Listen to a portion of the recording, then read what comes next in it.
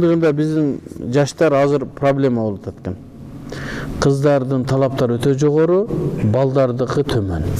Кыздар жөнөкөй эле кыздар мындай талаптарды дейт, бою мынча болуш керек, красавчик болуш керек, үйү болуш керек, машинеси болуш керек.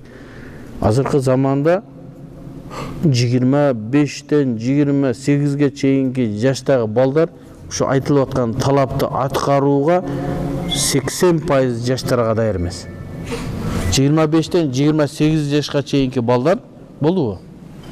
25-тен 28 жашка чейинки балдар жана кыздар талап кылып аткан нерсеге жете элек али. Алар ошо сен айткан нерсени жетиш үчүн кеминде 35-ке чыгыш керек. Андай шарттарды койбош керек да. Негизги нерсени бактылуу болууну, иманын караш керек да, бисмилла деп алдыга жылай бериш керек. Анан кээ адамдар болот да, ошо үйү дагы бар, машинеси дагы бар, баары бар, бирок бакыт жок болот. Ошондо эмне болосуң? Ошо бишип жейсиңби үйүн? Негизги нерсе диндарды тандай бергиле, иншалла бактылуу болосуңар, иншалла.